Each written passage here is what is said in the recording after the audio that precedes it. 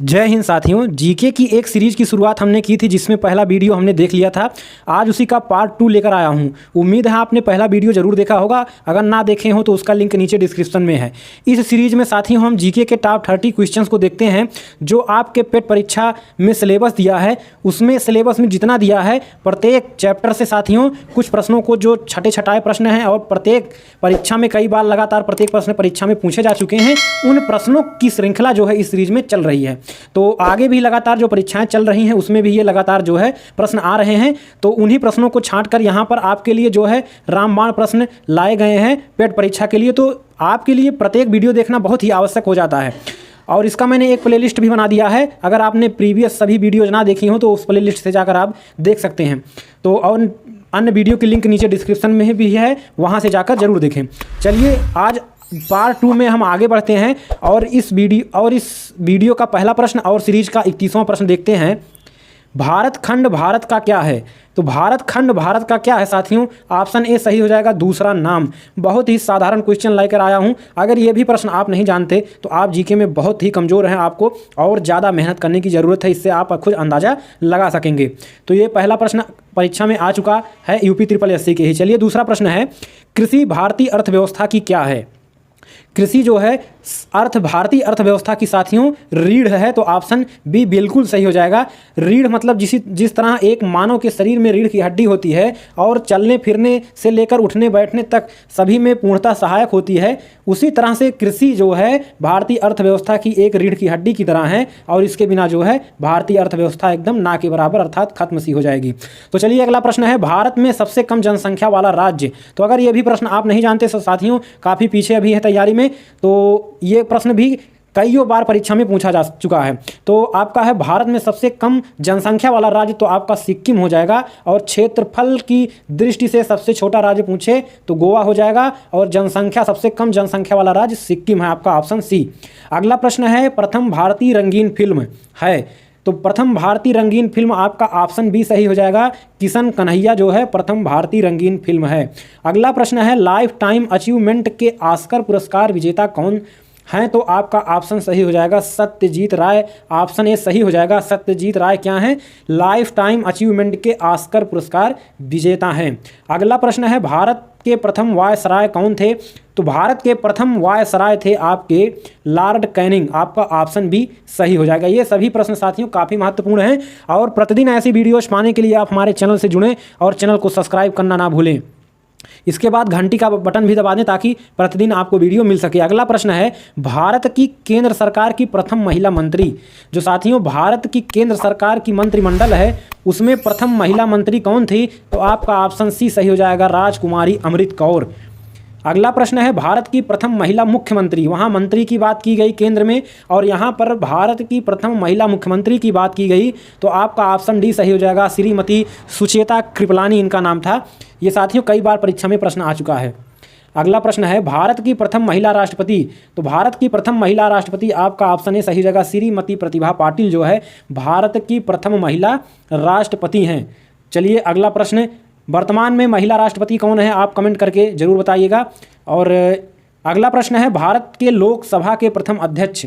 तो भारत के लोकसभा के प्रथम अध्यक्ष, ये प्रश्न कई बार यूपी SSSC से लेकर UPSC यूपी PCS सभी परीक्षाओं में साथियों पूछा जा चुका है कई बार और सामान्य प्रतियोगी परीक्षाओं में भी कई बार पूछा गया है। तो भारत के प्रथम लोकसभा के प्रथम अध्यक्ष कौन है? GV मावलंकर हैं। ये आपका ऑप्शन ए बिल्कुल सही उत्तर हो जाएगा, GV मावलंकर लोकसभा के प्रथम अध्यक्ष हैं। चलिए अगला प्रश्न है, शतरंज के प्रथम विश्व चैंपियन भारतीय कौन है? शतरंज में प्रथम विश्व चैंपियन भारतीय कौन है? तो आपका ऑप्शन सही हो जाएगा, ऑप्शन सी विश्वनाथ आनंद। विश्वनाथ आनंद कौन है? शतरंज में जो है विश्व चैंपियन भारतीय हैं। तो आपका ऑप्शन सी सही हो जाएगा। अगला प्रश्न है, भारत का प्रथम कागज रहित समाचार पत्र है।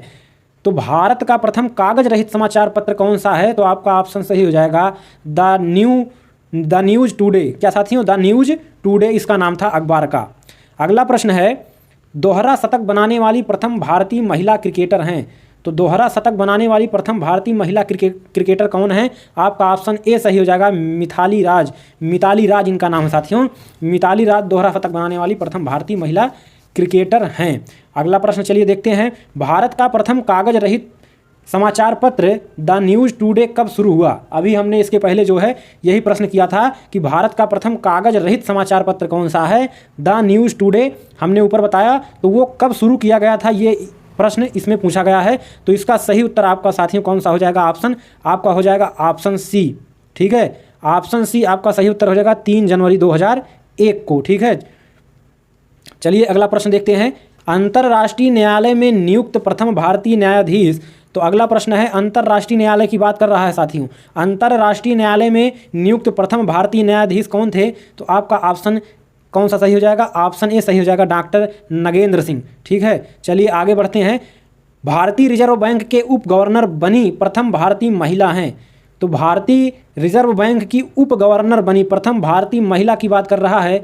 तो इसमें आपका ऑप्शन कौन सा सही हो जाएगा? ऑप्शन बी सही हो जाएगा, के.जी. उदेसी। आपका ऑप्शन बी है के.जी. उदेसी। ये जो है पहली महिला उप गवर्नर थी भारतीय रिजर्व बैंक की। अगला प्रश्न है, प्रथम महिला लोकसभा अध्यक्ष। तो प्रथम महिला लोकसभा अध्यक्ष कौन थी साथियों? आपका ऑप्शन सही हो जाएगा सी, मीरा कुमार। कौन सा ऑप्शन सही हो जाएगा? ऑप्शन सी सही हो जाएगा, मीरा कुमार क्या थी? प्रथम महिला लोकसभा अध्यक्ष थी। अगला प्रश्न है, भारत का सबसे पहला गृह मंत्री कौन थे? भारत के सबसे पहले गृह मंत्री कौन थे? तो ये आपका ऑप्शन 48 का सही हो जाएगा, ऑप्शन सी, सरदार वल्लभ भाई पटेल। और इन्हीं की याद में स्टैचू ऑफ यूनिटी बनाई गई है गुजरात में, 182 मीटर की विश्व की सबसे लंबी मूर्ति, सबसे ऊंची मूर्ति। ठीक है, तो अगला प्रश्न देखते हैं। तो वीडियो आपको कैसा लग रहा है साथियों, एक बार लाइक करके कमेंट जरूर करिएगा, और नए हैं तो चैनल को सब्सक्राइब करना ना भूलिएगा। ऐसी ही लगातार जोरदार श्रृंखला जीके की आपको प्रतिदिन मिलती रहेगी। अगला प्रश्न है, भौतिक विज्ञान में नोबेल पुरस्कार पाने वाले प्रथम भारतीय। तो भौतिक विज्ञान में नोबेल पुरस्कार पाने वाले प्रथम भारतीय, ये आपका हो जाएगा साथियों सी.वी. रमन। आपका ऑप्शन पहला सही हो जाएगा। चलिए अगला प्रश्न देखते हैं, चिकित्सा में नोबेल पुरस्कार पाने वाले प्रथम भारतीय। तो आपका साथियों ऑप्शन सी सही हो जाएगा, डॉक्टर हरगोविंद खुराना चिकित्सा के क्षेत्र में नोबेल पुरस्कार पाने वाले प्रथम भारतीय थे। अगला प्रश्न है, अर्थशास्त्र में नोबेल पुरस्कार पाने वाले प्रथम भारतीय। तो अर्थशास्त्र में साथियों अमर्त्य सेन जो है ये नोबेल पुरस्कार पाने वाले प्रथम भारतीय है। किस क्षेत्र में? अर्थशास्त्र के क्षेत्र में। भारत के प्रथम सिख प्रधानमंत्री। तो भारत के प्रथम सिख प्रधानमंत्री डॉक्टर मनमोहन सिंह हाल ही में अभी जो है माननीय मोदी जी के पहले जो है ये प्रधानमंत्री हुआ करते थे। अगला प्रश्न है, नोबेल पुरस्कार प्राप्त प्रथम भारतीय महिला। नोबेल पुरस्कार प्राप्त प्रथम भारतीय महिला की बात कर रहा है। तो आपका ऑप्शन सही हो जाएगा मदर टेरेसा, यानी कि ऑप्शन बी बिल्कुल सही जवाब हो जाएगा। अगला प्रश्न है, भारत रत्न प्राप्त करने वाली पहली महिला कौन है? भारत रत्न प्राप्त करने वाली पहली महिला साथियों श्रीमती इंदिरा गांधी हैं, और ये पहली महिला प्रधानमंत्री भी हैं। तो साथियों हमारे चैनल को सब्सक्राइब करना और लाइक वीडियो को करना ना भूलें, और अपने दोस्तों में एक बार शेयर कर दीजिए ताकि सभी अन्य साथी भी हमारे चैनल से जुड़ सकें। आपके प्यार और सपोर्ट की ज़रूरत है साथियों। प्रथम महिला चिकित्सक की बात करें साथियों, तो आपका ऑप्शन सी सही हो जाएगा, कादम्बनी गांगुली। ठीक है, कादम्बनी गांगुली जो है प्रथम महिला चिकित्सक थी। और अगला प्रश्न है काफ़ी महत्वपूर्ण, राष्ट्रीय ध्वज तिरंगे में तीनों क्षैतिज पट्टियां किस अनुपात में रहती हैं? तो आपका कौन सा ऑप्शन सही हो जाएगा? ऑप्शन सी सही हो जाएगा, तीनों पट्टियां साथियों 1:1:1 के यानी कि समान अनुपात में रहती हैं। अगला प्रश्न है, राष्ट्रीय ध्वज तिरंगे का गहरा केसरिया रंग क्या दर्शाता है? तो ये आपका दर्शाता है ताकत और साहस दर्शाता है। आपका पहला ऑप्शन बिल्कुल सही हो जाएगा। अगला प्रश्न है, राष्ट्रीय ध्वज तिरंगे में सबसे ऊपर कौन सा रंग रहता है? तो अगर ये भी प्रश्न आप नहीं जानते तो पढ़ाई क्या कर रहे हैं साथियों। ठीक है, अपने तिरंगे झंडे के बारे में ये सब नॉर्मल जानकारी तो सभी को होनी चाहिए, हर एक भारतीय को होनी चाहिए। अगला प्रश्न क्या है? यही है कि राष्ट्रीय ध्वज तिरंगे में सबसे ऊपर कौन सा रंग है? तो ऑप्शन सी सही हो जाएगा, गहरा केसरिया रंग। अगला प्रश्न देखते हैं, राष्ट्रीय ध्वज तिरंगे में बीच में कौन सा रंग रहता है? तो बीच में आपका सफ़ेद रंग रहता है। आपका ऑप्शन ए बिल्कुल सही हो जाएगा।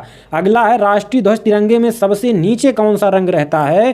तो आपका ऑप्शन बी सही जाएगा, हरा रंग। बीच में अशोक चक्र रहता है साथियों, जिसमें 24 तीलियां पाई जाती हैं। उम्मीद है साथियों आपको वीडियो बहुत ही अच्छा लगा होगा और अच्छी खासी जानकारी आपको मिली होगी। तो ऐसी बेहतरीन वीडियोज़ के लिए आप हमारे यूट्यूब चैनल को सब्सक्राइब करना ना भूलें। और साथियों ये PDF आपको जो है हमारे टेलीग्राम चैनल पर लगातार मिल जाएगी और हमारे टेलीग्राम चैनल को नीचे लिंक डिस्क्रिप्शन में है, वहाँ से जाकर ज़रूर ज्वाइन करें।